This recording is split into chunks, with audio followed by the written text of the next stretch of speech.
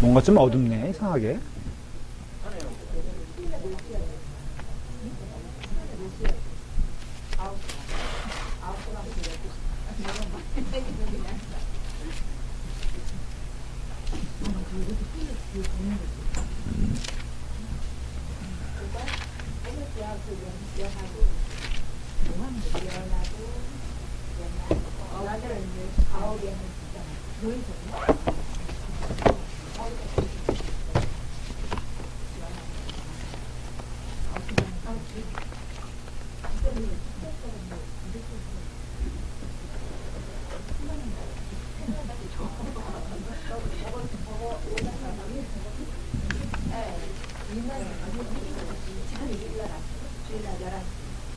자, 지금 다 있나요? 누가 없죠? 유진지 집사님은 애들이 오늘 10시 받으면돼요. 너무 좋다. 왜? 학교라고 10시 반부터 30분 간격으로 내면. 왜? 시작테스트 있고 그거 시작테스트 끝났죠? 아니, 시작테스트 오늘 근데 그 수업을 안 해? 뭐 그렇게 그렇대요. 시험날 12시간 보고 근데 그런 거하고 못 오는 거하고 무슨 상관일까? 아니, 라이드를 계속 10시, 아. 11시, 30분 간격으로 내면. 그럼 2시간 동안 라이브 들어야 돼. 그것도 재밌겠다. 그러니까는 이 전업주부가 이 보통 일이 아니에요. 할게 얼마나 많은데. 진짜 아주 제가 이해를 하고 동정을 합니다. 이거 근데 뭐 되는 건가 이제? 자, 요거 녹화되고 있어요? 네, 자, 기도하고 시작하겠습니다. 사랑해 주님 감사합니다. 주님의 은혜 가운데 우리를 또 이 시간 불러주셔서 하나님의 말씀을 나누게 하시고 하나님의 말씀을 나눌 때 귀한 은혜의 시간이 될 수 있도록 축복하여 주시옵소서. 모여있는 영혼들에게 주님의 축복과 은혜가 함께 해 주시옵소서. 예수님의 이름으로 기도드리옵나이다. 아멘. 첫 번째는 제가 예정이 없던 걸 좀 하려고 그래요. 뭐냐면 얘기를 좀 들어보니까 너무 뭐라 그럴까, 잠언을 하는데 시편을 읽어오질 않나. 아니면은, 하여간 제대로 되는 사람이 없는 것 같아. 그래서 제가 아주, 여러분들은 성품 참 좋아요. 보면은 참 착해. 근데 어떻게 보면 쓸모는 좀 없어. 이게 참 문제야. 이 착한 사람이 말이에요. 이게 많이 보면은 쓸모가 좀 없는 때가 많아. 교회 안에서도요, 어떻게 보면은 좀 이상한 표현이지만, 독한 사람이 교회 일도 잘해. 이렇게 맡겨놓으면요, 신뢰할 사람은 어떤 사람이냐면 착한 사람이 아니라 끈질긴 사람이라는 걸 제가 목회 현장에서 많이 발견하게 되죠. 동의하시죠? 여기는 다 착하기 때문에, 이렇게 착하긴 한데, 별반 이렇게 전도하라 그래도 숫기가 없다고 그러질 않나? 그 다음에 뭘 좀 하라 그래도 시간이 없다 이런 식으로 나오니까 방향성에 대해서 자꾸만 질문이 돼요. 그래서 오늘은 예정에도 없지만 잠언이 주는 의미를 잠깐 더 설명하고 이제 시작을 할까 해요. 여러분들 믿음 생활 잘하는 것은요, 결국은 이런 이제 구원이란 것을 시점으로 해가지고 짧게 설명할 테니까 좀 잘 들어두세요. 구원받기 전과 구원받은 후가 있잖아요. 그렇죠? 이 시점에서는 가장 중요한 게 뭡니까? 구원받기 전에는 뭐겠어요? 너무 당연한 이게 뭐예요? 구원을 받아야죠. 예수 그리스도를 우리의 구주로 영접을 해야죠. 근데 우리의 살아가는 동안 구원받은 후의 삶도 굉장히 많은 분량을 차지한단 말이에요. 근데 신자들이 여기까지는 이해보다도 정확히 이제 알아들어요. 구원을 받아야 된다. 너무나 당연한 얘기잖아요. 그런데 그 구원받은 후의 삶에 대해서는 굉장히 우리가 혼란스러워하고 어떻게 하는 것이 구원받은 자로서의 삶으로서 특별히 이 구원의 기쁨이 이제 문제잖아요. 그렇죠? 이걸 누려야 되거든요. 구원 받았다는 사실이 중요한 것보다도 구원받은 자의 삶을 살아야 되잖아요. 그러니까 구원의 기쁨을 어떻게 누리냐 이 질문을 이제 공개적으로 못해도 마음 가운데는 늘 질문하는 거죠. 전문적인 용어를 안 써더라도 여러분들이 내가 예수를 믿었는데 내가 이렇게 사는 것이 옳은 것일까? 대체 어떻게 사는 것이 예수님 믿는 자처럼 살아가는 것일까? 이런 질문을 할 때가 많이 솔직히 있잖아요. 그리고 거기에 대해서 별반 이렇게 자신감도 없고 딱히 보면은 어떤 방식, 공식도 없는 것 같고, 그리고 또한 이렇게 믿음의 선배들이란 분을 봤을 때, 뭐 여기서 쉽게 얘기하면, 이 비유가 좀 이상해도 오해하지 마세요. 권사님들 여기 대표 두 분 계시잖아요. 여러분들 우리 젊은 집사님들 여긴 다 이렇게 신구가 조금 어울리는데 한번 물어보고 대답을 해보세요. 이분들 삶이 재밌어 보여요? 네. 너무 또 이렇게 이웃의 덕을 보네. 아니 진짜로 이렇게 예수 믿은 행복감을 느낄 수 있어요? 그래요? 그럼 이제 두 분의 얘기를 들어봐야지. 본인들은 행복해요? 이런 거에 봐, 이런 거죠. 그러니까 야, 예수 믿는다는 것에 대해서는 지금 우리 천국 가는 것도 믿고 천국 가지만 그렇다면은 만약에 이 땅에서 사는 삶이 구원받은 자의 삶이 괴로운 일이라면 이거는 맞지 않잖아요. 성경적으로 보면은 예수님 안에 참 기쁨이 있다 그러고 예수 믿는 자에게는 참 복이 있다 그러는데 예수 믿는 게 고달프고 힘들고 어렵다면은 이게 맥센스가 안 되는 게 그렇다면 그냥 하늘로 올려 보내주셔야지. 사람마다 있는데 구원받는 순간 너희들은 그냥 들려 올라간다.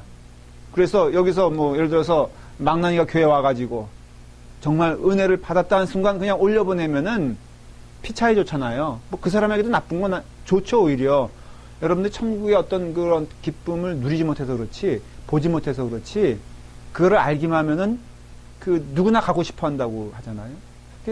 누가 제가 어느 신학생가 성장가 그런 얘기 한 걸 기억을 해요. 천국의 기쁨을 온전히 우리가 안다면은 여기 있고 싶어 할 사람 한 사람도 없을 것이다. 그래서 왜 천국을 희미하게 보여주느냐? 왜 그러냐? 그것은 여기 다 가겠다 그러면 어떡하냐 이거예요.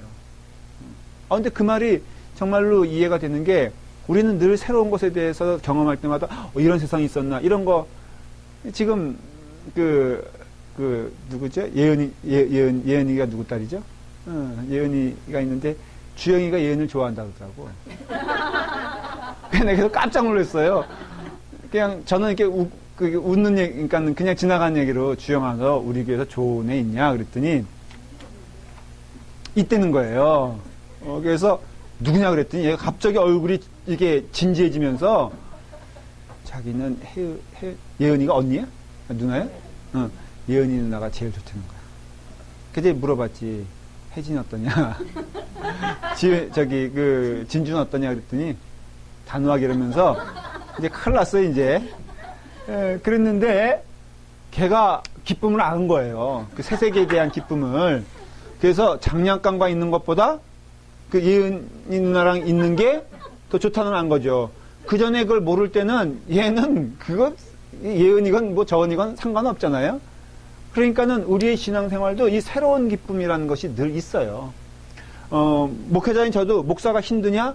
그거는 하나만 보고 둘을 모르는 거와 똑같아요. 결론적으로 얘기하면 참 즐거워요. 목사님 말씀 피우는 사람들 많고 골치 아픈 일도 많을 텐데 물론 그렇죠. 그렇지만 그 자체도 어느 순간부터는 은혜가 되는 걸 경험합니다.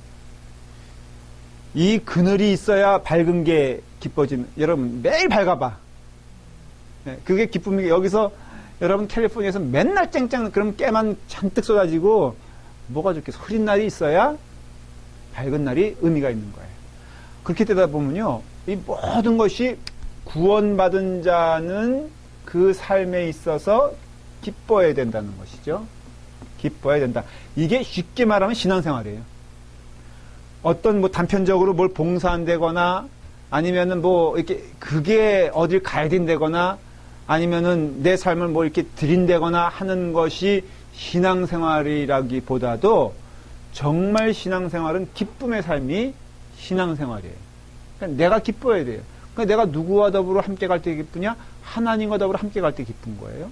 그 하나님과 더불어 함께 가는 삶에 있어서 적용해야 될 거 아니에요, 적용.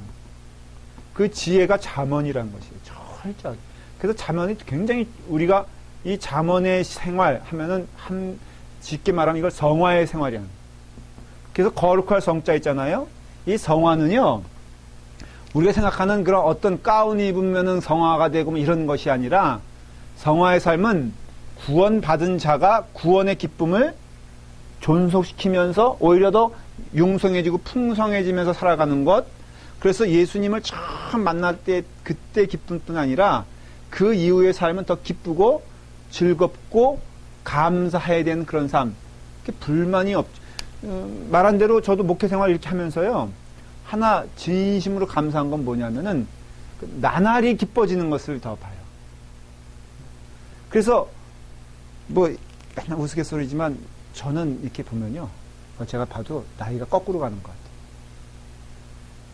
이럴 줄 알았어요. 반응이. 예를 들어 말하는 거예요. 그냥. 여러분들도 이제 성경 공부 많이 나오신 분들 있잖아요. 우리 최혜경 선생님 처음 봤을 때보다 지금 너무너무 달라졌어. 나쁜 쪽이 아니라 옷도 본인의 연세에 걸맞지 않게 이상하게 입고 다니잖아. 뭐 청바지 입고 아니 이 연세에 청바지를 소화할 수 있는 그분이 어디냐 이거예요. 최경혜 권사님 지금 교회에서나 저렇게 조신하게 다니지 가끔 밖에서 보면 선글라스 끼고 뭐 본인이 한 30대로 알아. 근데 저는 좋아 보여요. 왜 좋아 보이냐면 이 기쁨의 삶이 가득해야 되잖아요. 그러면 성경적인 원리겠는데 이게 잠언의 원리예요. 그래서 잠언이 참 귀한 이유가 이게 성화의 삶의 표본이라 이거예요. 이게 배워서 하라 그 뜻이 아니라 예수 그리스도를 온전히 믿으면은 예수 그리스도의 마음이 우리 가운데 임하면은 이 성화의 삶이 시작되는데 이것이 바로 잠언이라 이거예요. 목사님 그런 것도 배워야 되는 게 아니에요. 예. 그런 점에서 믿음 생활은요, 배우는 거예요. 그렇지 않으면 성경이 있을 필요가 없어. 성경이 주는 이유는 뭐냐면은 디시플린이거든요. 그래서 믿음 생활하면서 뭘 배워야 됩니까? 라는 것은 그 배움의 진리에 대해서 모르는 사람들이에요. 여러분들 삶이 융성해지길 원한다면요, 성경으로 돌아가야 되고 성경의 원리가 우리의 삶의 원리가 돼야 되고 그러기 위해서는 배워야 되는 것이에요. 그래서 배워서 그걸 하나하나씩 적용하면은 얼마나 기쁜지 아세요? 예배도요, 좀 일찍 오십시오라는 것도 성경적인 근거로 말씀드리면은 이것을 누릴 수 있는 기쁨의 사람은 누구냐면은 예배 시간 맞춰오는 사람 아니겠어요? 원리가 적용되는 거잖아요.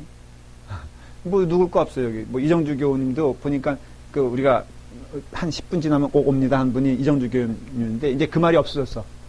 왜냐면 10분 전에 와. 근데 와서는요, 얼마나 좋은지 몰라. 저하고 얘기도 하고 신앙적인 얘기도 하고. 저는 저분이 예수님 믿은 지 얼마 안 된 줄 알았어. 근데 알고 보니까 모태신앙자예요. 그러니까 질문이 되잖아요. 근데 왜 모태신앙자인데 왜 이렇게 살아왔느냐? 이제 그러면 그 다음에 뭐 이렇게 된 것 같다. 그러면은 그럼 참된 기쁨은 어디서 온다고 생각하느냐? 하면은 조목조목 아주 역시 모태신앙자답게 얘기를 해요. 그러면 참 그 기쁨이 점점 살아나는 거. 제가 확신할 건데요. 우리 이정주 교우는 점점 더 기뻐질 겁니다. 깨닫게 될 겁니다. 그래서 우리가 그러한 것을 깨닫는 게 잠언이에요. 지침서예요. 잠언은 뭘까? 성화의 삶의 교본이라고 이해하시면 돼요. 잘 들으세요. 성화의 삶은 뭐냐? 하나님께서 주신 구원의 기쁨이 충만히 이루어지는 것이 성화의 삶이에요. 안 그랬으면 하나님께서 불러가셨을 거예요. 그러니까 우리를 뒤로 가지 아니하고 복 주시려고 앞으로 가게 하시려고 이 땅에 살게 하시는 것이고, 예수 믿는 게 다 그저 그런 것이지, 그거는 어떻게 보면 사탄의 계략이에요. 예수 믿는 것은 엄청난 기쁨이 있어요. 그래서 저는 연예인들 요즘 관심 있게 보는 게 예수 잘 믿는 연예인들 있잖아요. 그래도 그 사람들이 좀 대표적인 얘기긴 하더라도 다르지 않아요? 어떻게 보면. 같은 연예인이라도 차인표 씨인가 한번 제가 이렇게 봤는데, 정말 사람이 다르더라고요. 가치관도 틀리고, 자기에게 주어진 이 부는 내게 아니고 사용하라고 주신 것이라고 믿는다. 너무 멋있지 않아요? 그리고 나는 혜택을 받아서 이렇게 누리고 있음을 나는 감사해야 한다고 믿는다. 어때요? 이런 말을 한다니까? 그 다음에 그것이 다 누구에게서 나오냐면 아내 시네라 씨한테 나왔다는 거예요. 그러니까 부부가 이게 아름답잖아요. 같은 직종에 있어도 어떤 사람들은 그 연예계의 어떤 그런 그 욕망을 쫓아서 막 가는 그 사람들 보면은 추해 보이잖아요. 그런데 그 가운데서도 이렇게 보석같이 빛나는 그 사람들이 있다면은 그것은 무엇일까? 그 삶을 통해서 신앙의 기쁨을 누리고 사용하잖아요. 제가 최수정 씨가 간증하는 거 한번 들어봤는데요. 사람이 정말 다르다. 그러고 보니까 연예인들 가운데 이렇게 반듯하면서 그 신앙적인 온전한 길을 가는 사람들, 근데 그 가운데 경계선에 있는데 너무 안타까운 사람도 있어요. 최진실 씨 같은 경우가 좀 그런 것 같아. 그 예수님 믿었거든요. 그랬는데 그 경계선에서 정말 삶의 지혜가 없었던 거예요. 그분이 잠언을 공부했다면, 성화의 삶을 깨달았다면 삶의 방향성이 틀려졌을 것이고, 비록 사람에게 배신을 당했다 할지라도, 그렇다 할지라도 그 삶이 온전한 길로 갈 수 있지 않았을까. 여러분도 똑같은 상황이죠. 결국은 하나님께 붙어있는 사람들은 그 삶의 모습이 틀리고, 그것이 우리에게 기쁨이 되는 것을 경험하는 것이 구체적인 지침서가 무엇이냐? 잠언이다라는 것이. 자, 그런 의미에서 계속해서 지난주에 이제 걸쳐서 이제부터는 이제 그 어떠한 자에 대한 경고를 하는가에 대해서 말씀을 드릴게요. 지난 주일날 좀 미련한 자에 대해서 좀 말씀을 잠깐 드렸어요. 마무리를 좀 짓게요. 미련한 자, 성경에서는 미련한 자에 대해서 말을 합니다. 잠언에서. 그래서 미련한 자는 누구냐라고 할 때, 이건 좀 짧게 설명할게요. 미련한 자. 미련한 자는 절대 성경에서는 지식이 미련한 자를 미련한 자라고 하지 않아요. 여러분들 살아가면서 지혜가 더 필요합니까? 지식이 더 필요합니까? 한번 생각해 보신 적 있어요? 그 좋은 학교 그런 거는 대학교 정도까지만 끝나고요. 인생의 성공은 성적순이 아니다라는 거에 대해서 어떻게 생각하세요? 40지나 물론 어떤 사람은 머리가 좋아서 성공한 사람도 있지만은 머리가 그러니까 지식이 부족하다 그래서 실패하는 것은 아니라는 것을 알 수가 있어요. 그러니 여기서 말하는 미련한 자라는 것은 어떤 그 지성적인 것을 의미하는 것이 아니라 지혜적인 것을 의미하는데, 첫째 그 점에 있어서는 징계에 대해서 무조건 노하는 사람은 어리석은 자라는 거예요. 미련한 자라는 것이에요. 그래서 여러분들 그 징계라는 것은 우리의 삶에 있어서 시련이라고 할 수도 있고, 그 다음에 어려운 과정이라고 할 수 있는데, 여러분들이 지금 그래도 이 시점에 와서 어느 정도 아름다운 인생을 살고 있다면은 그 가장 중요한 도구가 뭐였습니까? 징계잖아요. 그래서 이렇게 징계, 다시 말하면 이 징계라는 것은 벌을 말하는 게 아니라 시련을 말하는 거예요. 고난을 말하는 것이에요. 여러분들께도 이렇게 고난 당한 자가 어때요? 넉넉해지잖아요. 이렇게 사람 간에도 한 30대, 40대 이렇게 보면은 그 주부들이잖아요. 좀 성숙하다라는 사람의 공통점도 몇 가지 들어보면, 첫째는 시어머니를 모신 사람들. 보니까 시어머니를 모신 사람들이 조금 성숙해. 어른들을 볼 줄. 물론 막 화가 나가지고 시어머니 때문에 못 살겠다고 욕하는 사람도 있지. 많이 있어요? 그런데 시어머니, 어른을 모시고 사는 사람들 보면은 성숙해. 그리고 아무래도 두 가지 그러니까 시련이 많은 사람한테 어떤 때는 그것이 주눅이 들어서 이렇게 완전히 피폐한 삶을 사는 사람도 보지만, 그래도 대부분의 경우는 그래도 어려움 만난 사람들이 남을 배려할 수 있는 마음도 있고요. 어려움 만난 사람들이 남을 이해를 해줘. 그건 너무 배를 고파봤어야지 배고픈 사람의 심정을 아는 것처럼 어려움을 만나봤어야지 이게 된다는 거죠. 그래서 목회자도요, 이 시련을 좀 많이 경험한 사람이 이렇게 성숙한 목회를 하는 거 봐요. 저도 그래서 아주 그냥 성숙한 목회를 하고 있다라고 스스로 생각을 하지만, 근데 우리의 삶을 통해서 그래서 미련한 자는 뭐냐면 이 징계를 무서워하고 두려워하고 그 다음에 싫어한다는 것이죠. 근데 하나님이 주시는 가장 큰 축복 가운데 놀라운 것은 이거예요. 왜냐하면은 제가 증거를 드리면 있는 건 성경에 보면요, 성경에 나오는 많은 믿음의 사람들, 대표적으로 그 사람들의 공통점이 뭔지 아세요? 보십시오. 다윗, 아브라함, 요셉, 다니엘, 느헤미야, 다 뭐냐면은 이 시련과 고난이 많았다는 거예요. 그러니까 그걸 보면은 시련과 고난이 많을 때 우리는 성숙해지기 때문에, 여러분들에게서 앞으로 신앙인이라면 이제 믿음의 생활을 가잖아요. 어려워지는 것을 어렵다고 불평하지 아니하고 하나님의 지혜로 하나님의 뜻이 무엇인가를 헤아리는 그 삶의 지혜가 있기를 바랍니다. 이게 잠언이 주는 성화의 삶의 축복이에요. 그러니까 우린 구원받은 자잖아요. 구원받은 자에게 시련이 있을까? 있을 때 어떻게 해야 돼, 이제는? 옛날에는 어떻게 했어요? 자, 뭐 여기 조금이라도 그 리더들, 여기 속장님들도 있어요. 어떤 분은 저한테 와서 막 그런 분 한 분도 없어. 뭐냐면, 왜 이런 사람을 나에게 주시느냐. 그런 사람 한 사람도 없고요. 너무 이런 사람 주셔서 감사하다고. 근데 여러분들, 사람을 이렇게 한번 대해보면은 싫은 사람 있잖아요. 싫은 사람이 주는 유익이 무엇일까? 자, 여러분들, 너무 이렇게 잘 통하고 잘 되면은 뭘 안 하게 되죠? 기도를 안 하게 돼.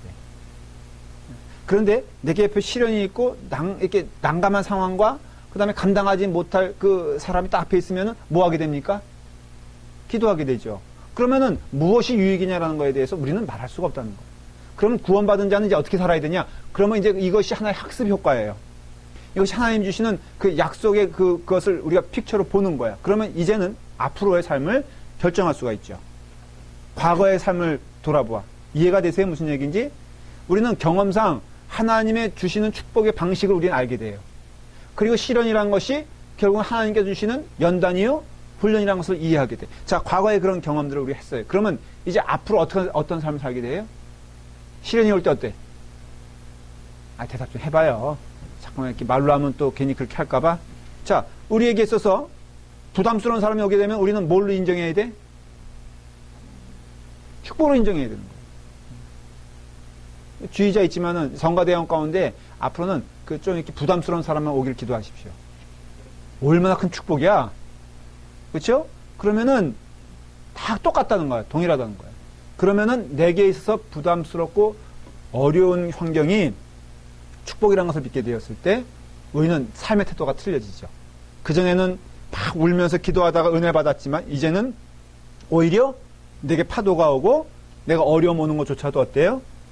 하나님께서 주신 축복을 믿고 즉각적인 반응을 할 수 있잖아요. 그 선교지에서 선교사님들이 그런 고백을 많이 해요. 그런 연단을 통해서 이제는 두렵지 않다는 거예요. 오히려 내게 있어서 어떤 이렇게 짐이 되는 사람이 내게 오게 되었을 때 이거 하나님 주시는 축복인 줄 믿는다. 이렇게 바퍼 목사님 누구죠? 최일두 목사님이 그런 얘기한 거 제가 기억이 나요. 어떤데 밉상이라 이거예요. 밥 얻어먹으러 오는데도 너무너무 당당하다는 거예요. 옛날엔 미웠다는 거예요. 그런데 그 영혼이 변화되는 것을 보면서 이제는 그런 영혼을 딱 봤을 때 밉지 아니하고 아이고 하나님이 주시는 선물이구나. 이게 즉각적인 반응이 뭘 통해서 나온 거예요? 학습 효과를 통해서 나온 거예요. 그러니까 잠언이 주는 은혜를 알겠죠. 미련한 자에서 말을 할 때 징계를 무조건 무시한다. 그래서 결국은요, 이 미련한 자는 이런 은혜를 깨닫지 못하는 자는 말을 열지 말라고 잠언에서 말을 해요. 그게 참 그것도 어렵지. 말을 하고 싶은데. 근데 이 미련한 자에게 주는 충고는 뭐냐면 아예 말을 하지 마라. 입을 다물고 있을 때는 신비해 보여도 입을 여는 순간 그의 실체가 보이니 이런 자들에게 하는 권면은 말을 아예 하지 마라. 성경에서는 또 권면해 주는 게 말을 적게 하는 것이 신앙인 성화의 삶 가운데 특징이다 아니다. 특징이라는 거예요. 그러니까 성화의 삶에 있어서는 말을 적게 하는 거란 거예요. 여러분 은혜를 많이 받으면 말을 많이 하고 싶어 합니까? 적게 하고 싶어 합니까? 은혜 받아봤어야지. 은혜를 많이 받게 되면요 지혜로운 말을 하게 돼요. 그래서 그 사람이 그전에는 그런 걸 못 느꼈는데 이 지혜로운 사람은요 말을 적게 하는데 멋있게. 그러니까 여러분도 그런 사람이 되기를 바랍니다. 잘 들으세요. 말은 적게 할수록 좋고요. 그 다음에 할 때에는 지혜롭게 해야 돼요. 그리고 또 미련한 자의 특징이 뭐냐면은 미련한 자는 반드시 그 미련한 자와 결합하게 돼 있어요. 그래서 여러분들이 정말 친구가 중요하다는 걸 알 수 있어요. 저는 어느 시점에서부터요 남을 험담하는 자리에 있어서는 되도록이면 침묵을 해. 근데 꼭 그 사람들이 그럴 때는 누구를 끌어들이려고 그러죠? 동조를 얻으려고 그러잖아요. 그럴 때 저는 목에 칼이 들어와도 동조를 안 해요. 이거 그냥 저도 일방적인 저의 얘기니까 틀릴 수도 있어요. 그리고 그러한 것에 대해서는 이렇게 즐겨하지 않아. 목사님 옳은 일에 대해서는 말해야 되는 거. 예, 옳은 일에 대해서는 말해야 될 때가 있을 거예요. 그러나 여기서 말하는 것은 너무 쉽게 사람을 판단하거나 너무 쉽게 일방적으로 자기 편에서 남을 정죄하거나 이런 것은 자기도 하지 말고 동의도 하지 말라. 참된 온전한 관계는요, 오직 하나님만 붙잡고 사는 사람들과의 관계가 온전한 거예요. 그러니까 제가 이런 말 가끔 하잖아요. 저도 하나님께 붙어 있을 테니까 여러분들도 어떻게 하라고요? 여러분도 하나님께 붙어 있으십시오. 그러면 그 자리에 여러분과 제가 있을 겁니다. 내가 여러분들 편일 필요도 없고 여러분들도 제 편일 필요가 없어요. 같은 시간 가더라도 제가 올바른지 않은 일을 하면 여러분도 어떻게 해야 돼요? 여러분들은 저에게 말을 해야 돼요.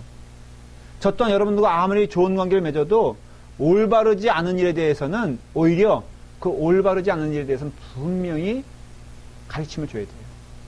이게 오히려 사랑하는 자들의 삶의 모습이에요. 그 중심에 하나님이 있어야 되는 것이죠. 그래서 잠언 17장 12절 지난번에 읽었던 내용 같아요. 차라리 새끼 빼앗긴 앙곰을 만날지언정 미련한 자를 만나지 않는 것이 낫습니다. 그랬잖아요. 자, 두 번째, 이제 게으른 자. 성경은 이 게으른 거에 대해서 아주 신랄하게 말을 합니다. 여러분들은 게으릅니까? 게으르지 않습니까? 이거 우매한 질문이죠? 예수 믿어서 부지런해진 것이 있어요? 자, 예수 믿기 전과 예수 믿은 후의 삶의 어떤 그 BC와 AD의 삶에 있어서 아주 그냥 완전히 바뀐 거에서 한번 예를 들어보세요. 바뀌어야 되는 것, 무엇이 있을까? 꼭 머스트, 바뀌어야 될 것이 무엇이 있을까? 그게 하나가 게으름에 대해서. 여러분들이 이제 예수님을 믿게 되면요, 시간의 소중함에 대해서 깨닫기 시작합니다. 그리고 시간의 소중함에 대해서 깨닫기 시작하고요. 그 다음에 이 게으름에서 얘기할 때, 게으름은 단지 목에 자자 먹자 이게 아니고요. 분별력을 얘기하는 거예요, 사실은. 게으름에 대해서 얘기할 때. 무엇이 게으름이냐? 분별력이 없는 것이 게으름이에요. 성경적인 관점에서 보면, 잠언적인 관점에서 보면. 예를 들어 말하면 이런 것이죠. 자, 여러분들 하루 24시간 이제 시작하잖아요, 이렇게. 하는데, 오전에 보면은 친구 만나고, 카페 가고, 강남에 가니까요, 점심 때면은 다 여자들인 거죠. 깜짝 놀랐어요. 우리 장모님이 김서방 하면서 이제 그 스테이크를 사주겠다고. 그러니까는 우리 처제 하나가 그 자생병원에서 일하거든요. 강남에서. 그 근처에 좋은 그 레스토랑이 있다고. 그래서 갔어요. 정말 어떻게 보면은 약간 비싼 데야. 이제. 그랬는데요. 갔는데 직장인 한 명도 없고, 그 분명히 직장적인데, 그 주변에 다 빌딩 있고, 강남 그런 데인데, 의아한 거는 다 깨끗하게 차려입은 아줌마들이 와 있더라고. 근데 보통 직장인이라면 그거 이렇게 먹을 만한 메뉴는 아닌 것 같아. 막 스테이크 그런 거 보니까, 세상에 스테이크 하나가요? 이거 말하면 안 되는데. 45,000원이야. 싼 거예요? 싼 거야? 나는 기절하는 줄 알았는데. 그래요? 그리고 장모님이 나한테 뻥치셨구만. 아니야, 드라마에서 봤어요. 진짜는 아니고. 그래, 미국에서 근데 45,000원이면 45불 아니야. 점심 한 끼에 45불을 털어놓는다? 아니, 알았어요. 아니, 제 얘기 골자는 뭐냐면, 직장, 거기 빌딩 간데, 그 다음에 분명히 거기는 회사가 많은 데인데, 들어가 보니까 직장인 넥타이 매거나 뭐 직장인 같은 사람들 한 명도 없더라 이거예요. 그리고 다 아줌마들이 우아하게 칼 썰고 있어. 뭐 나쁘게 말하면 남편도 하는 얘기 뭐예요? 남편은 뼈 빠지게 일하고, 아내는 거기서 고기 썰고 있다. 이런 표현인데, 그러면서 뭐 이렇게 얘기해보면 뭐 그런 거죠. 그 다음에 얘기하고 뭐 커피 한잔 마시고, 그러면 그냥 후딱 지나가잖아요. 점심 먹으면. 그러면 하루 일과가 아침에 그 나가느라고 준비하고, 그냥 나갈 수 없잖아. 옷도 보니까 깨끗하더만. 우리 이런 차림이 아니, 이런 차림은 거기선 받아주지도 않아, 레스토랑에서. 거기는요, 잠시 마켓 가더라도 명품 가방 들고 가야 되고, 한국은요, 트레이닝 복조차도 이제 명품이야. 저는 등산 안 가봤지만은 등산 있고, 강남, 이렇게 우면산인가 있더라고. 딱 보니까는 등산을 가는데, 한결같이 우리 같은 패션이 아니야. 딱 정복, 등산 정복 입고, 등산화 신고, 지팡이 하나 들고, 모자 쓰고, 한결같이 이런 패션인데요. 깜짝 놀랐어요. 오전에 준비해야 되죠? 점심 먹죠? 커피 한잔 마시죠? 수다 떨죠? 그러면 오후 3시 되죠? 그러면 또 이제 집에 가서 한숨 자고, 그 다음에 또 저녁 먹고, 과장된 표현일지 몰라도, 이게 바쁜 게 아니잖아요. 네. 근데 뭐 정도의 차이는 있지만, 우리도 별반 그렇지 않다면은, 시간의 어떤 소비를 이렇게 할 수밖에 없잖아요, 보통. 뭐 직장인들은 열심히, 직장도 마찬가지. 아침에 밥 먹고 가서 그냥 일하고, 그 다음에 뭐 점심 돼서 또 일하고, 뭐 그러다가 저녁엔 술 먹고, 그리고 집에 들어오고.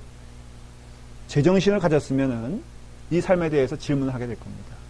내가 이렇게 사는 것이 올바른 것인가? 라고 했을 때, 은혜를 받았잖아요? 그건 뭐, 은혜를 모르는 삶에 있어서 그럴 수가 있어요.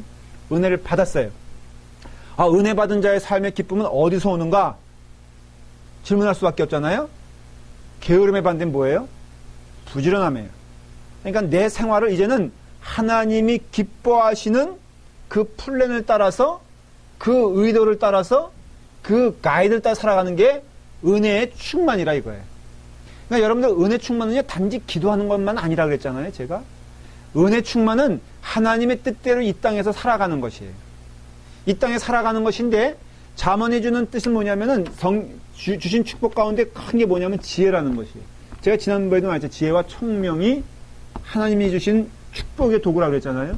그러니까 지혜와 총명을 사용하여서 이제는 하나님이 기뻐하시는 일을 하는 것이 곧 부지런함이라 이거예요. 그래서 데렉 키드너라는 주석가는 이런 말을 했어요. 좀 좋은 얘기예요. 거절을 모르고 사소한 것에 늘 굴복함으로써 스스로 속는다. 그래서 간발의 차이로 그는 그의 기회를 날아가 버리게 한다. 이것이 바로 믿는다고 하면서도 온전한 믿음 가운데 걸어가지 못하는 자들의 특징이라는 것이에요. 다시 말할게요. 자, 보십시오. 거절을 몰라. 여러분, 누가 이래도, 누가 저래도 그냥 좋아 하는 것은 지혜로운 자가 아니라는 것이에요. 여러분, 옳지 않은 일, 시간 낭비하는 일에 대해서는 거절을 해야 돼요. 뭐, 오늘 성역 공부 오는 시간과 누가, 나 오랜만에 보는데 한번 만나자라는 시간과 어느 게 더 귀한 겁니까? 당연하죠. 애 보는 일과 성역 공부 나오는 일이 어느 게 더 중요합니까? 뭐 그런 거라 이거예요. 다시 말하면은 우리가 이게 지혜가 있어서 거절을 모르고 사소한 늘 그 굴복을 하는데 뭐에 굴복하냐면 사소한 것에 굴복을 해. 그래서 여러분들 심지어는 교회 안에서도 누가 한마디 툭 하면은 팍 주저앉아. 뭐 이렇게 일을 하라고 몇 개 그런 사람 많이 있어요. 가만 보면. 우리 여기 리더들 특별히 그래요. 여러분들 리더로서 우리 한번 얘기해봐요. 일을 하는 데서 늘 찬성만 합니까? 반대하는 얘기가 꼭 있죠. 그럼 우리는 그때 어떤 판단을 내려야 됩니까? 하나님께서 정말 기뻐하시는 일인가? 그 다음에 내가 끝까지 일을 감당할 수 있는가? 이런 것이잖아요. 그래서 이것이 하나님의 일이란 것을 믿게 되었을 때는요, 사람의 반응과 직분이란 것을 연초에 주어지면요, 이게 다 하나님 주시는 뜻인 줄 믿고, 최소한 약속한 시간만큼은 정말 시간 투자해야 돼요. 그렇기 때문에 우리가 이 일을 감당하게 되었을 때, 그때 뭘 느낀다? 우리는 기쁨의 충만을 누린다는 것이에요. 그러니까 우리가 예수님 구원해 주셔서 감사해요. 이 기쁨을 어떻게 누릴 수 있어요? 간단해요. 하나님께서 명하신 일에 대하여 시간을 아껴서 부지런히 그 일을 하면요, 그 삶의 기쁨과 은혜가 있다니까. 저는 이럴 때마다 간증해요. 제가 예수 그리스도를 믿기 전과 믿음 후의 삶을, 저의 삶을 가만히 살펴보면 목사가 되었다거나 아니면 여러 가지 일들이 있지만은 하나 달라진 게 분명히 있는데 뭐냐면 이 시간 문제에 대해서 분별력이 생겼어요. 그래서 어떻게 분별력이 생겼냐? 영적인 의미로 말하면요, 시간이 낭비된다고 생각하는 그 자리에는요, 제 마음이 불편해져. 좋은 의미에서. 뭐 그런 거 있잖아요. 뭐 이렇게 쓸데없이 회의를 길게 한다거나 아니면은 이렇게 쓸데없는 얘기로서 혈압을 올린다거나 아니면은 뭐 이런 정치적인 거에 휩쓸려 가지고 저는 제일 끔찍이 제일 싫어하는 게 뭐냐면요. 회의. 저는 이상하게 그런 결벽증은 아닌데 회의는 시간 낭비다. 그렇게 생각하는 경향이 좀 있어. 이게 좀 어떻게 보면 잘못될 수도 있는데 제 하소연을 들어보면 딱히 뭐 잘못된 것도 아닌 걸 알게 돼요. 저에게 이제 그 감리사님이 그 목사 안수위원회에 들어오라고 3번인가 4번인가 얘기를 했어요. 근데 여기 제가 아주 안 들어가기로 작정을 했어요. 왜냐면 미국 사람들은 그걸 좋아해. 뭐 이렇게 만나서 인터뷰하고 그 다음에 또 뭐 페이퍼도 점검해주고 이게 어떤데 1년에 한 2주간은 막 거기 들어가 있어야 되고 그러는데 누군가 해야 되겠죠. 그런데 나는 이런 생각이 드는 거야. 거기서 이렇게 멍하니 앉아가지고 반복되어지는 것들이잖아요. 근데 이게 듣고 또 대답해주는 것도 의미 있지만은 그거는 현직 목사로서는 맞지 않는다고 생각합니다. 그건 어떻게 보면은 어떤 제 생각엔 그래요. 그건 은퇴 목사님들이나 어떻게 보면은 그 경륜을 좀 이렇게 발휘할 수 있는 분들이 했으면 좋겠어. 제 얘기를 안 들어주니까 제가 안 들어가거든요. 그럼 현직 목사는 뭐 해야 되느냐? 바쁘잖아요. 말씀을 정리하여. 저는 너무너무 신기한 거야. 저만 이렇게 생각했을 때 제가 수요 성역 공부해야죠. 금요 집회 해야죠. 주일날 성역 말씀 나눠야죠. 틈틈이 뭐 해야죠. 그러니까는 이것을 준비하기 위해서 쏟아부어야 되는 우리 곽전 목사님의 것처럼 목사의 설교는 그냥 나오는 게 아니고 무릎 꿇어 기도하면서 말씀 가운데 나오는 거거든요.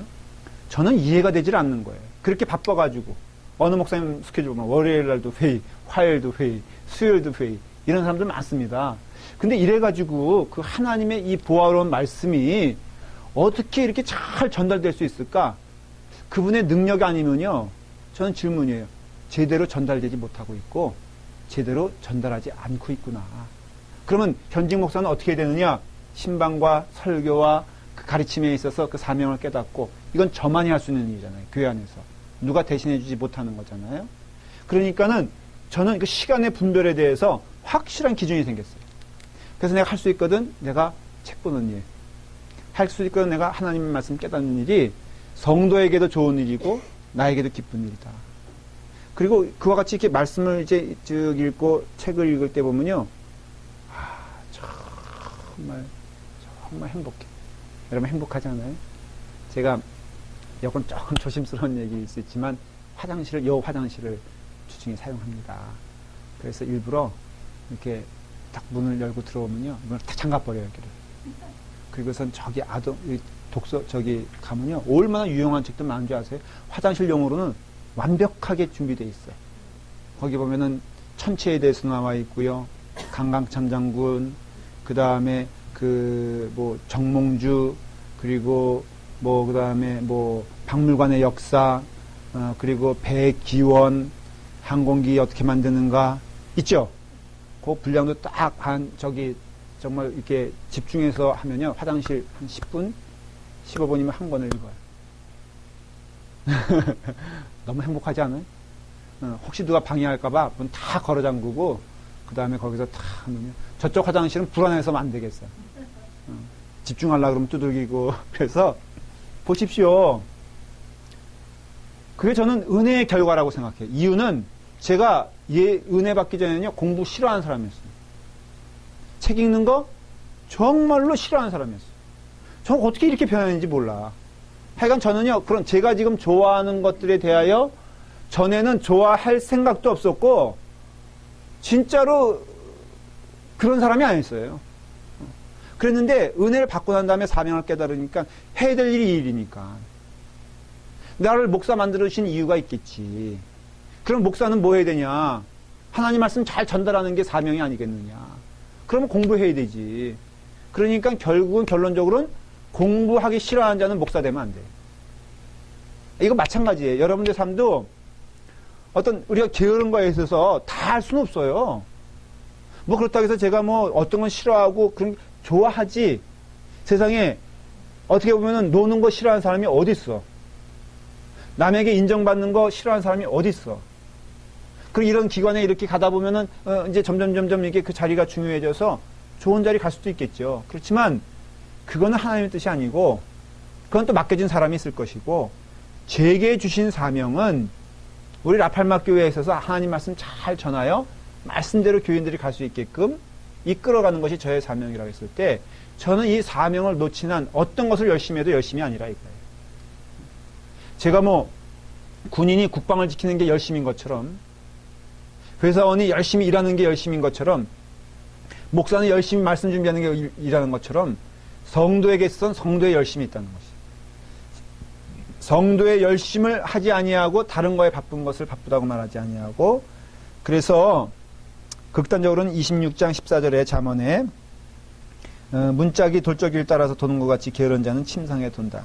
그 다음에 게으른 자는 그 손을 그릇에 넣고도 입에 올리기를 괴로워하느니라. 다 여러분들 기억나는 말씀일 거예요.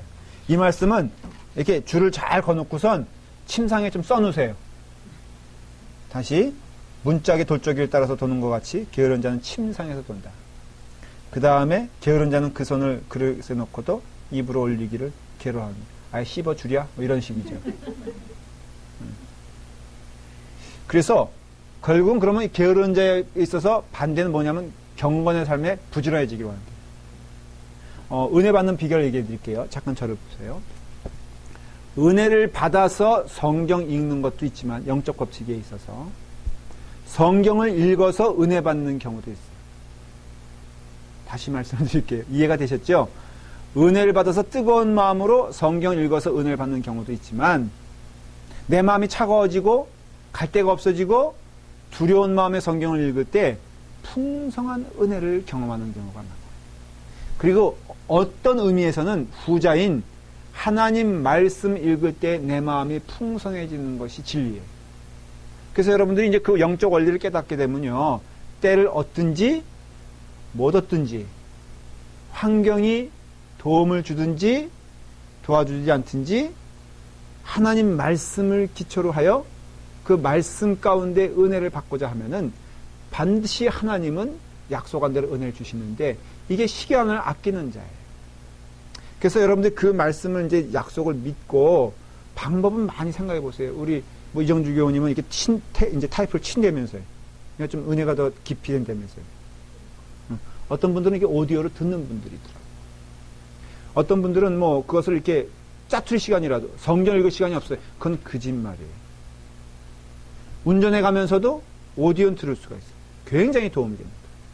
제가 그 전에 했던 교회에서는 한 주간에 한 절씩 성경을 외우게 했어요. 그랬더니요, 화교예요, 화교. 이 사람은. 제가 처음 그 부임해 왔을 때는 한국말 잘 못했어요. 그래서 굉장히 그 어려움을 겪었어요. 근데 이분이 결국은 제가 한국말 설교하니까 할 수 없이 듣더니 이제 한국말이 어느 정도 됐어요. 근데 쫓아가기가 어렵잖아요. 그러니까 어떻게 하는지 아세요? 차를 딱 타보니까 이만한 도화지에다가 성경 본문을